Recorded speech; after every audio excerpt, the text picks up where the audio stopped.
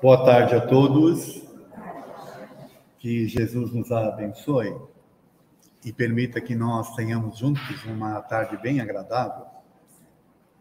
Vou dar um enroleixo aqui um pouquinho, enquanto o pessoal vai terminar o passe. É porque eu vim dizer que é bom ouvir a palestra já passada, entendeu? Então, brincadeira. Que Jesus possa, então, nos abençoar e permitir que tenhamos juntos uma tarde bem interessante, em que possamos trocar ideias e energias, né?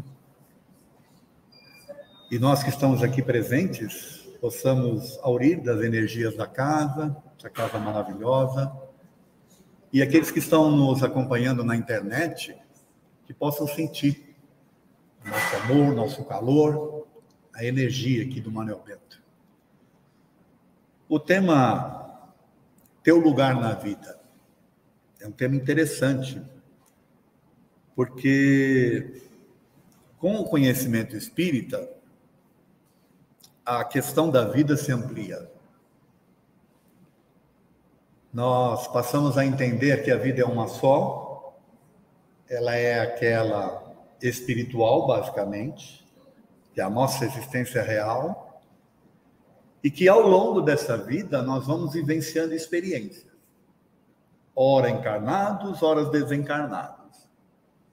Mas a gente não pensa sobre isso. Então, o convite aqui, para essa palestra de hoje, é para ampliar nossa intenção de olhar a vida. Qual é o nosso lugar na vida? Tanto a física, quanto a espiritual. Porque uma tem correlação com a outra. Pelo menos nos aprendizados que nós temos tido, né? Nas observações, nas questões que os espíritos responderam para Kardec, há uma correlação muito forte entre uma e outra. E o objetivo dessa palestra não é nem, talvez, trazer conclusões, mas trazer bastante reflexões,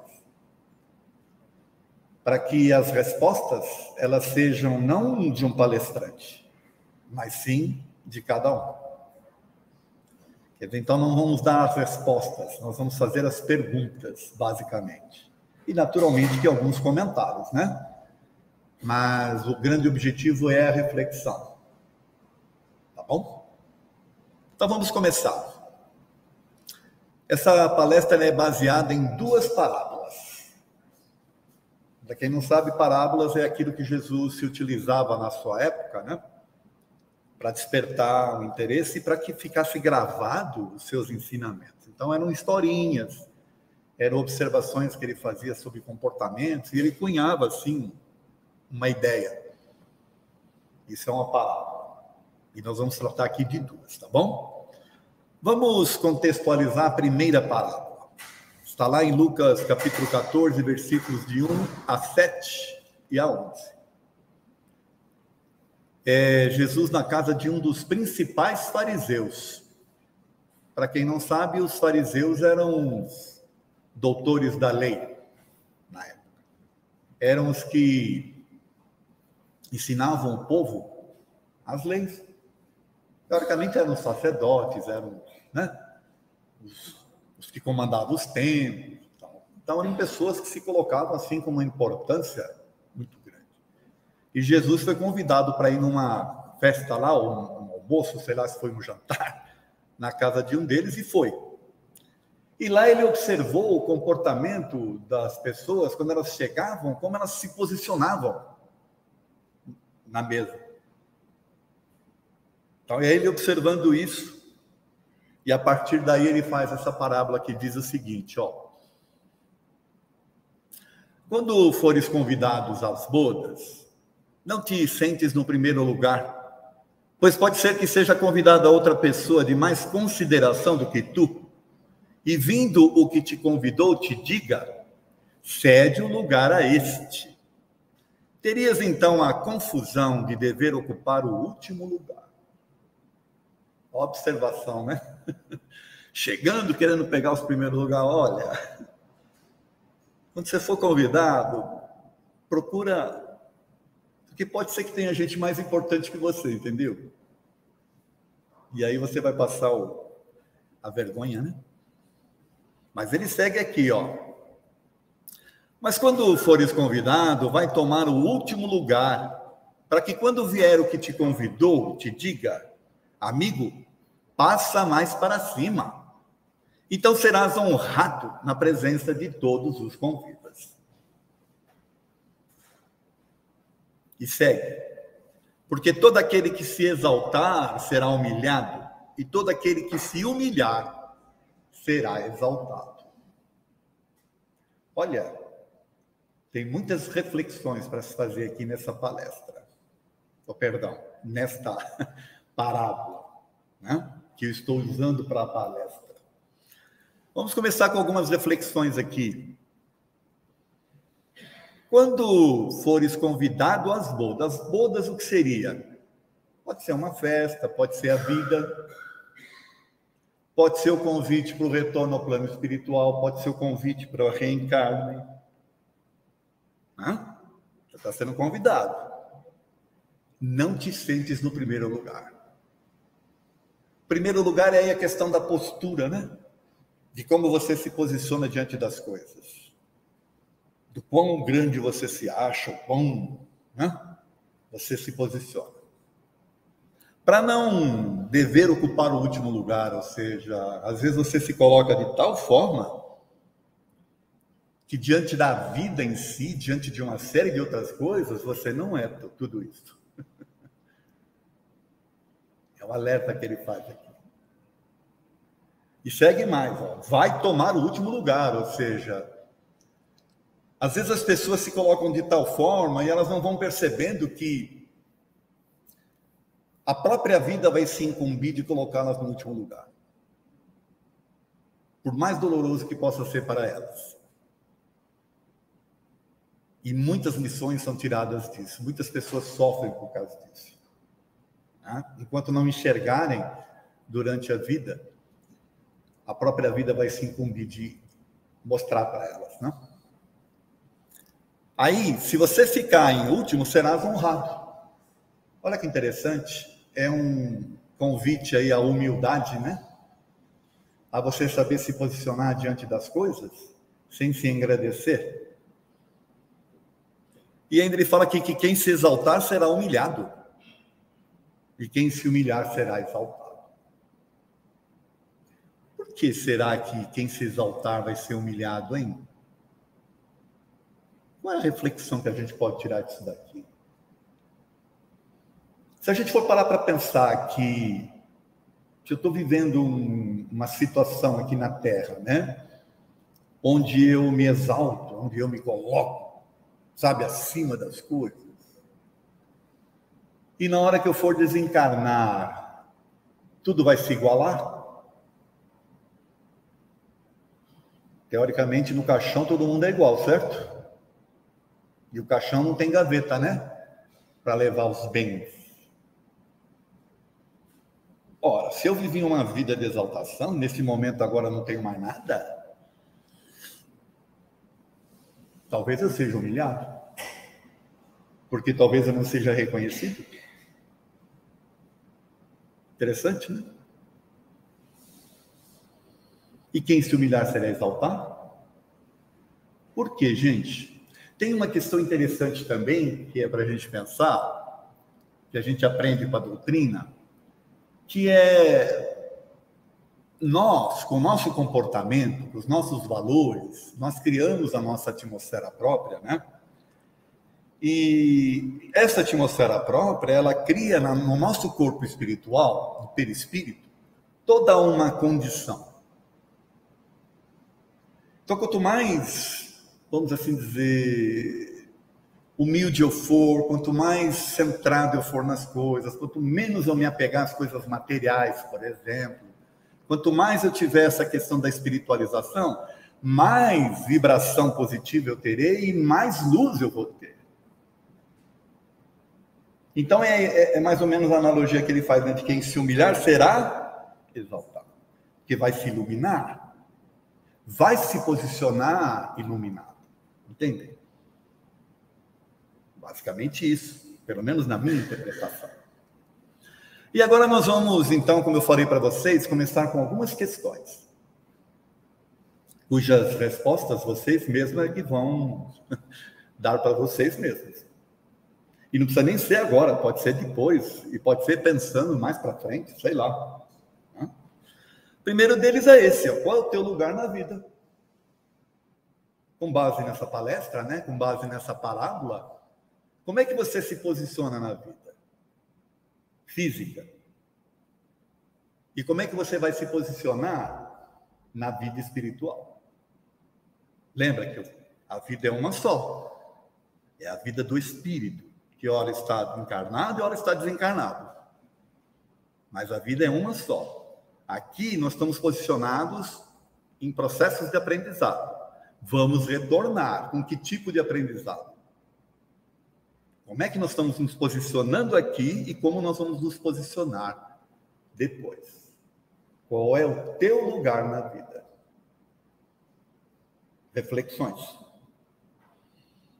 Outra, qual é o teu comportamento perante a eventos? Pode ser a festa lá, por exemplo. Foi convidado, aí você vai querer chegar já no primeiro lugar. Mas tem outros eventos que, se Jesus vivesse no Brasil, ele ia ficar horrorizado, viu? Olha, ele ia fazer tanta parábola. Vocês querem ver um exemplo interessante de posicionamento das pessoas? Você está no trânsito. Aí você... Imagine a marginal, tá? Que você está numa pista e que você vai entrar para outra. Então você vai pela direita para poder... Não é assim? Aí normalmente não forma uma fila. Você é daquele que fica na fila? Ou é aquele que faz a segunda fila e vai para fechar os outros lá na frente? Sem falar naquele que faz a terceira, hein? E que atrapalha os outros. Isso aí é um exemplo. Se Jesus visse o que acontece aqui, nossa, ele ia ficar horrorizado. Qual é o nosso posicionamento? É o de que fica esperando e vai pacientemente, ou é aquele que quer cortar todo mundo e ainda, se for o caso, faz a terceira fila? Olha, o que isso tem de interessante aí para a palestra? Porque demonstra como você é e como você age no mundo e que tipo de situação ou como você se posiciona diante de você mesmo, diante das outras pessoas, do respeito às leis, do respeito à condição do outro, por aí afora. É o seu posicionamento, na festa. Primeiro lugar. Eu sei que ninguém aqui faz isso, tá? Mas vocês não têm ideia da quantidade de gente que faz. Vocês querem ver uma outra coisa interessante? Você está na estrada, para o trânsito. Está todo mundo parado ali. É o primeiro que sai pelo acostamento, já incentiva um monte que começa a ir pelo acostamento. É posicionamento das pessoas. Falei para vocês que Jesus ficaria horrorizado. Olha, ele tinha parábola para fazer aqui no Brasil que vocês não têm ideia. E tem essa questão. Como eu me posiciono diante dos fatos ou dos eventos da vida vai dizer muito sobre mim. E mais, vai dizer muito sobre mim, né, sobre a minha pessoa, depois. Agora nós vamos ampliar. Que agora é uma questão de pensar em si mesmo. Qual é o teu posicionamento perante a você mesmo? É esse de reflexões, é esse de você questionar coisas, é esse de você se aceitar como você é, de gostar de você, de estar bem consigo mesmo? Ou é aquele em que você foge de você? Porque você passa a viver uma vida que não é a sua e baseado nas experiências dos outros, você quer ser como determinadas pessoas, por exemplo. Você está se enganando ou você está se aceitando? Nossa, eu tenho que fazer essa reflexão? Claro que tem. Sabe por quê? Porque não vai dar para você ficar fugindo de você muito tempo, não. Uma hora você vai ter que se encarar. Vocês sabem que hora é essa, certo? É na hora que a gente for convidado para outra festa. Aí eu não tenho mais a distração deste mundo aqui. Eu passo a ter que vivenciar o que eu sou lá na festa. Então nós precisamos entender qual é a posição nossa perante nós mesmos. Outra. Será que o lugar que você ocupa hoje é seu mesmo? Ou você é um usurpador de lugares? Nossa, o que quer dizer isso? Bom, primeiro que a palavra é difícil, né? O que quer dizer? Será que você está vivenciando uma vida em que você de fato escolheu, que você planejou, ou você está vivenciando uma vida que foi planejada por outros? E aí você se sente infeliz nessa vida? Não está bem consigo mesmo? Porque você não está vivendo a sua experiência, e sim aquilo que esperam de você. Com base em conceitos diversos, né? Na maioria deles, não espirituais, materiais. Entendem? Não, quando eu falo que não são conceitos esses espirituais, é porque as pessoas vão se posicionando na vida de acordo com o que as outras querem. Pode ser os parentes, pais, né? Amigos. Mas com base na vida física, nas conquistas de coisas. E de repente seguem carreiras das quais não se sentem bem e por aí afora. Tornam-se péssimos profissionais, mas muito bem remunerados. A troco do quê? Está se exaltando, certo? Para depois, segundo a parábola, né? Ser humilhado. Então, será que o lugar que você ocupa é seu mesmo? É para pensar também, tá? Até que ponto o teu modo de pensar e agir é mesmo de sua livre escolha? Essa questão tem correlação com a anterior. As coisas que eu gosto, que eu faço, que eu vivo, que eu ambiciono, que eu vivo diariamente, é porque eu gosto, eu ajo assim porque é a minha forma de pensar, ou eu faço para poder agradar e conviver no ambiente? É livre escolha ou é forçado? Nós temos o livre-arbítrio, certo? Isso é uma das coisas que nós aprendemos com a doutrina. Mas será que nós exercemos, de fato, esse livre-arbítrio? O mundo permite que a gente faça isso? Nem sempre. Mas você pode exercer esse livre-arbítrio, pelo menos no seu mental. Para que você, lembra que eu falei qual é a tua posição perante você mesmo? Se você sabe quem você é, você vai agir para agradar os outros, porém, sem se violentar, sem sofrer. Por quê? Porque você sabe que você está fazendo aquilo para conviver. Você pôs a máscara para poder conviver, mas você sabe que ao tirar a máscara, quem você é. Aí não há o sofrimento. Isso não é fácil, mas é possível. O que não pode é você viver iludido. Você viver esse personagem o tempo todo, sabe? Trocando com os outros, criando esse personagem e sofrendo às vezes por coisas que você não gostaria de ter feito, mas fez porque precisava fazer. agiu porque foi obrigado a agir e por aí afora. É meio profundo isso tudo que eu estou falando aqui, tá? Mas nós temos que refletir. Qual a tua relação com suas aptidões e sua profissão? De satisfação ou insatisfação?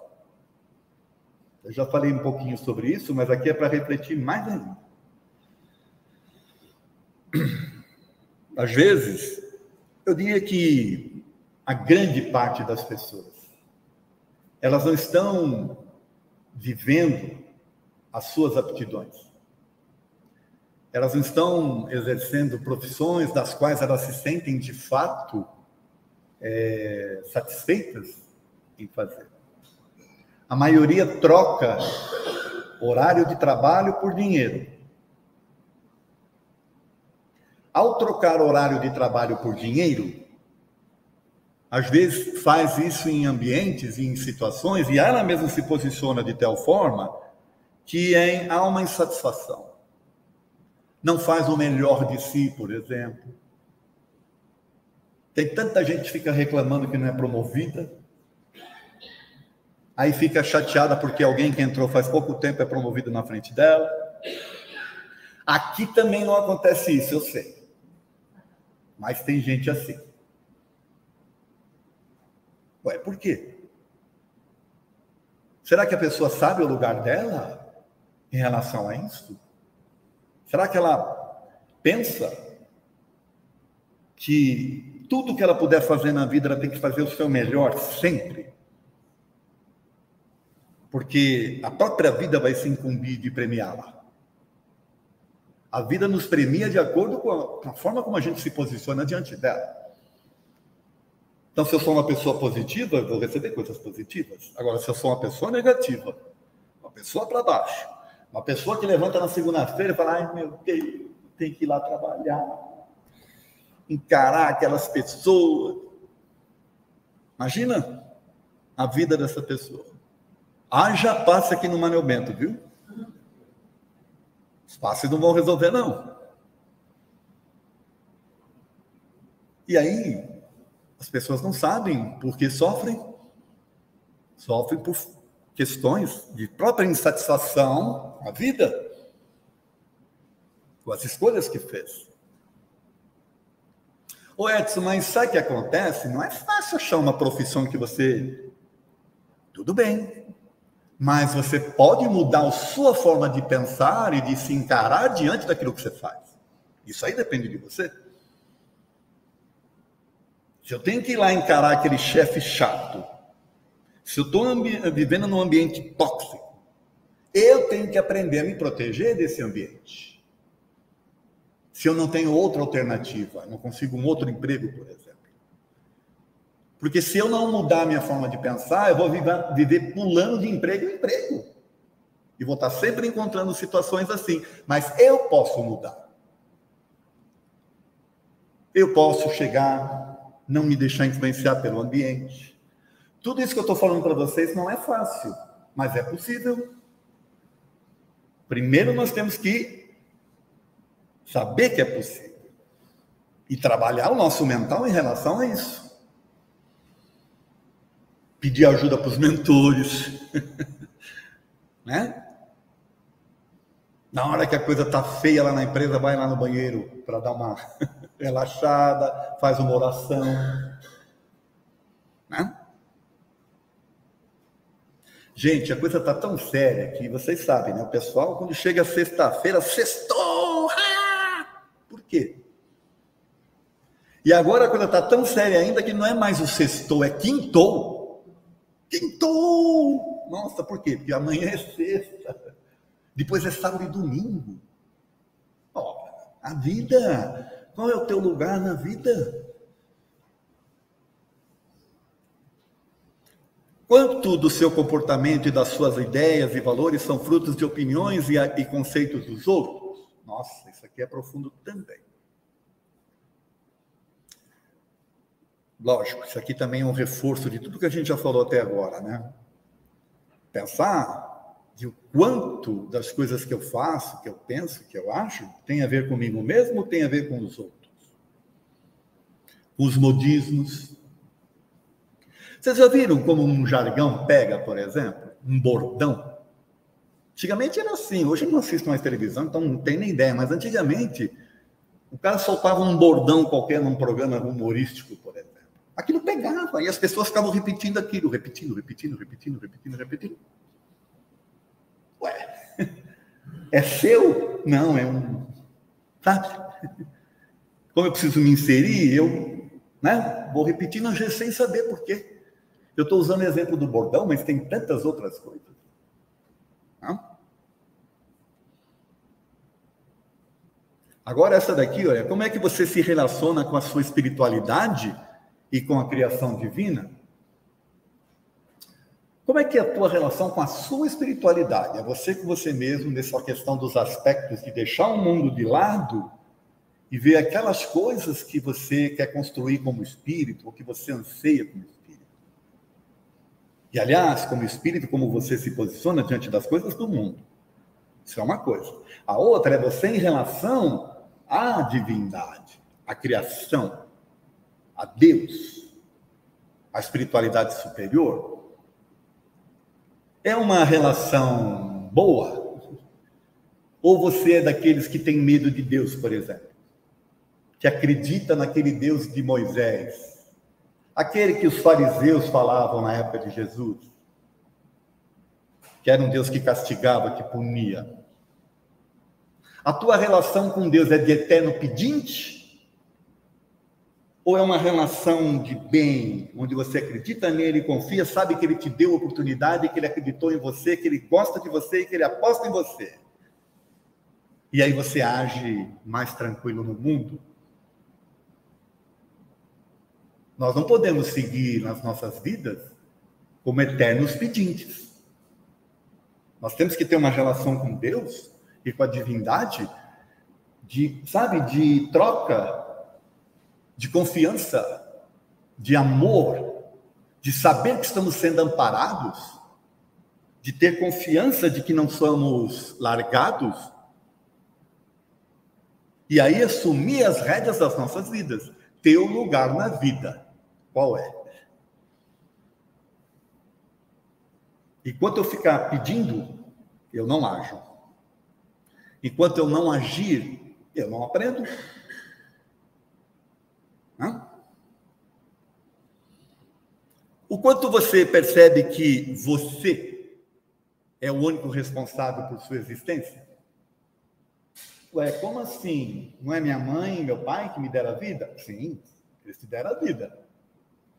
Mas eles vivem a sua vida? Para algumas pessoas, sim. A gente já viu aqui. Mas quem é você, né, diante da tua vida? Você é o único responsável. Quem é que está construindo o seu futuro espiritual? É você. Quem é que está se preparando para ir lá para a festa? É você. Ah, não dá nem para escolher a roupa, os outros vão escolher para mim a roupa? Não, é você que tem que escolher. Sabe essa coisa de escolher a roupa, o que significa? Que se você não tiver o controle, você não puder escolher nem a roupa para ir para a festa, você vai trajado com a roupa dos outros, que os outros escolheram para você. Aí você chega lá, você se defronta com alguém que não é você, é uma caricatura, né? Alguém que está trajado com uma roupa inadequada para a festa. Entenderam a analogia, né? Eu estou sentindo vocês muito quietos. Eu não sei se eu estou assustando vocês. Falei que o objetivo era refletir, né? Bom, essa questão da roupa, gente, é de extrema importância a gente pensar. Fiz uma analogia aqui, né? Eu vou me trajar para ir para a festa. Eu que estou escolhendo a roupa? Ou eu estou indo com uma roupa que foi escolhida pelos outros? Pode ser que essa roupa que eles escolheram não seja adequada, entendem? Cada um de nós tem que saber né? E ser responsável pela sua própria existência e por suas trocas que faz com Deus. O quanto de humildade e de orgulho há na sua personalidade? Aqui é uma reflexão mais profunda ainda. Sabe por que eu coloquei aqui? Porque a parábola tem a ver com isso, né? Tem a ver com a questão da humildade e do orgulho. De como você se posiciona, certo? E os espíritos, no livro dos espíritos, no evangelho, o que eles falam da chaga que é o orgulho, do quanto a gente precisa trabalhar o orgulho. Não que o orgulho não seja bom, ele é bom até um determinado limite, que você precisa ter. Você não pode exagerar. Então, quanto há, né, de orgulho, de humildade nas suas posições. O quanto de propaganda de si mesmo você tem feito e com qual objetivo? Tem pessoas que parece que vivem um currículo ambulante, descrevendo os seus feitos. Currículo ambulante é bom, né? Olha isso, eu fiz isso. Com qual objetivo? Para se convencer ou para convencer os outros? Quem você está querendo convencer?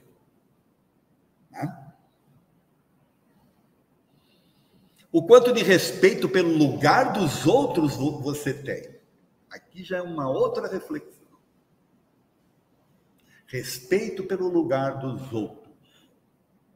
Respeito pelas escolhas que os outros fazem. Se eu não respeito nem as minhas escolhas, eu vou respeitar dos outros? Dificuldades, né? Então, se eu não respeito a escolha do outro, eu vou ter dificuldade de viver. Eu vou ser aquele que vai sempre estar querendo impor as minhas vontades, as minhas ideias, as minhas teorias. E o outro vai ter que se adaptar a mim. Isso aí é seríssimo, tá? Principalmente para pais, né? E os pais querem sempre o melhor para os filhos, mas nem sempre o melhor para os filhos é aquilo que eles acham que é. Uma hora eles não vão estar aí, os filhos estão preparados para viver? Não? Agora essa daqui é uma cacetada, hein? Você se acha preparado ou preparada para o encontro derradeiro consigo mesmo? Ou consigo mesma? Como é que é isso aí? Que encontro derradeiro é esse? É aquele que todos nós vamos passar. Sério. Desculpe eu falar isso, mas vamos. E aí? Eu estou preparado para esse encontro? Ou eu não consigo ainda nem pensar em mim mesmo, eu fico tão distraído com as coisas do mundo. De repente eu vou desencarnar e não vou conseguir nem estar comigo. Vou querer ficar cuidando das coisas daqui, porque eu não sei fazer outra coisa. Eu não gosto de mim, não me conheço.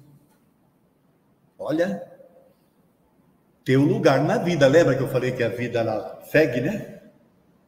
Isso aqui é uma experiência, mas a vida segue. Teu lugar na vida aqui vai te dizer como é que você vai se posicionar na vida que segue. Esse convite que está sendo feito, né? Para retornar para a festa, lá no plano espiritual. Nós estamos preparados para esse encontro? E aí essa aqui, ó. No convite ao regresso para a festa, você se sentará aonde na mesa? Vai querer ser um dos primeiros? Tá a filinha lá para entrar no portão do plano espiritual, aí você vai querer cortar para chegar lá na frente. Levar uma multa de São Pedro. Né? Ou você vai ficar na filinha esperando?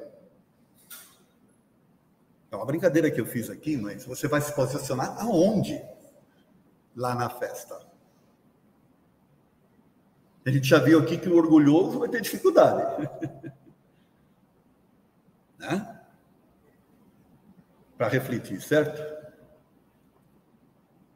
Vou acelerar um pouquinho. Agora a segunda parábola. A parábola do mal rico. Está lá em Lucas, capítulo 16, versículos 19 a 31. Essa parábola fala o seguinte, ó. Havia um homem rico que vestia púrpura e linho e se tratava magnificamente todos os dias. Havia também um pobre chamado Lázaro, deitado à sua porta, todo coberto de úlceras, que muito estimaria poder mitigar a fome com as migalhas que caíam da mesa do rico. Mas ninguém lhe dava, e os cães lhe vinham lamber as chagas. Nossa, me fez ver uma cena que eu vi esses dias aqui, de um mendigo ali com o seu cachorro, o cachorro amoroso com ele, uma coisa assim. Olha aqui, isso já era daquela época, né? Ora, aconteceu que esse pobre homem morreu e foi levado pelos anjos para o seio de Abraão, ou seja, o pobre morreu e foi para o seio de Abraão, que é Deus, né? O rico também morreu e teve por sepulcro o inferno. Eita, nós! Quando se achava nos tormentos, levantou os olhos e via ao longe Abraão e Lázaro em seu seio, e exclamando disse: Pai Abraão, a fim de tem piedade de mim e manda-me Lázaro, a fim de que molhe o ponta do dedo na água para me refrescar a língua, pois sofro horrível tormento nestas chamas. Uau! E aí segue. Mas Abraão lhe respondeu: meu filho, lembra-te de que recebeste em vida teus bens e de que Lázaro só teve males. Por isso ele agora está na consolação e tu nos tormentos. Ao demais, existe um grande abismo entre nós e vós, de sorte que os que queiram passar daqui para aí não o podem, como também ninguém pode passar do lugar onde estás para aqui. Uau! É cacetado isso aqui, hein? Vamos fazer umas reflexões aqui. A primeira delas, gente, é muito profunda, tá? Por que Jesus deu o nome ao pobre de Lázaro e não deu o nome ao rico? Não é para refletir?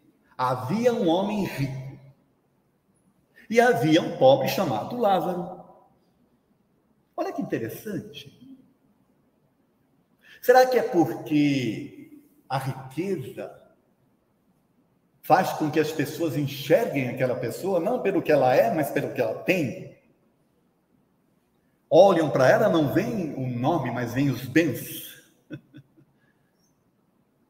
Havia um homem rico e um pobre chamado Lázaro. Ora, isso aí é uma apologia de que a riqueza é algo ruim? Não, não é não. É o posicionamento da pessoa.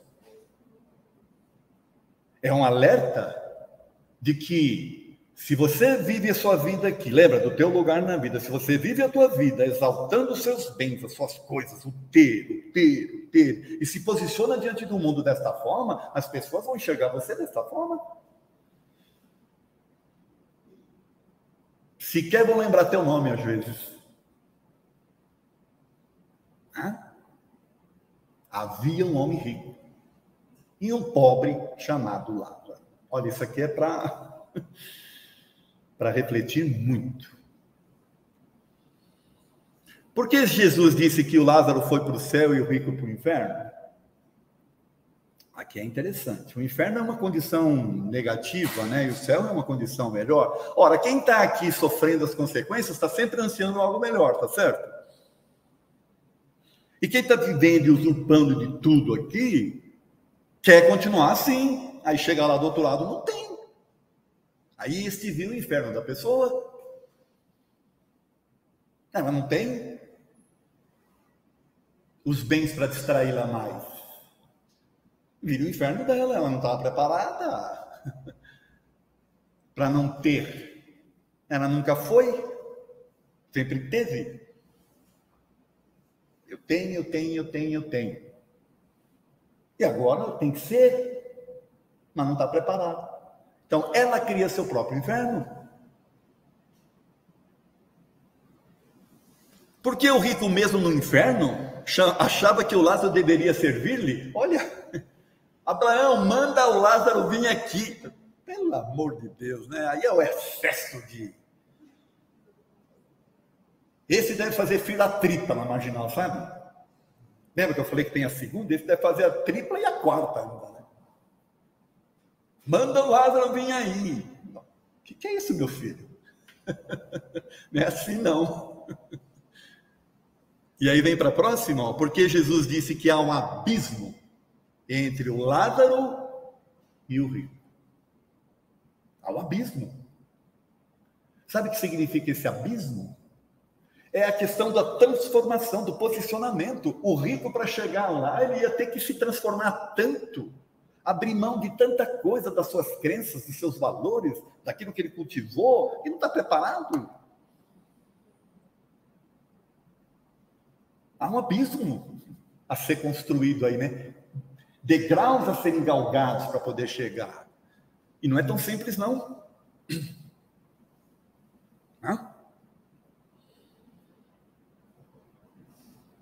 Vou encerrar agora, para que vocês reflitam aqui.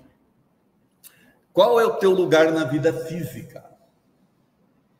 Pensem bastante sobre isso, tá? E por fim, qual o teu lugar na vida espiritual? Aquela que te aguarda. Você vai ser convidado para ir lá para a festa. Qual vai ser o teu lugar?